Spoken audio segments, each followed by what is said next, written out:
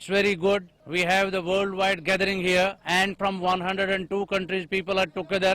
রাস্তা আসার উদ্দেশ্য হলো কি দাওয়াতের মেহনত করার জন্য এবং ঈমানকে পরিপূর্ণ করিয়ে আমরা যেন কবরে যাইতে পারি এবং আল্লাহ রসুলের সন্তুষ্টি অর্জন করতে পারি।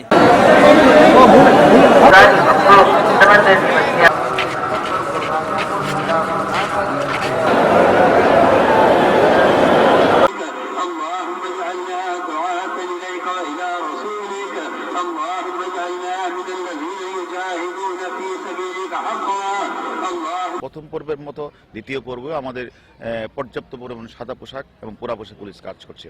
আমরা মোড়ে মোড়ে চেকপোস্ট করছি, আমাদের ওয়াচ টাওয়ার কাজ করছে এবং বিদেশি মেহমানরা যেন তাদের থাকা খাওয়া চলাফেরার ক্ষেত্রে কোনো সমস্যা না হয় সে কারণে বাহিরে ভিতরে সাদা পোশাক পোড়া পোশাক পুলিশ কাজ করছে।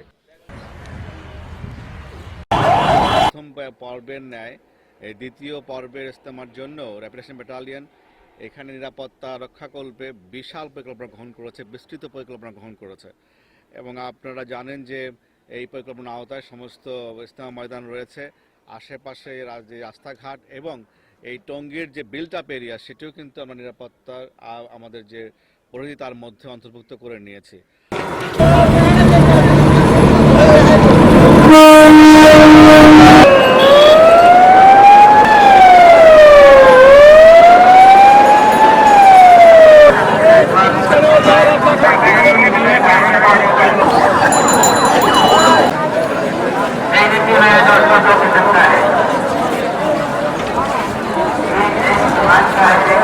আগামী রোববারের আখেরি মোনাজাতের মধ্যে দিয়ে শেষ হবে বিশ্ব ইজতেমার দ্বিতীয় পর্ব।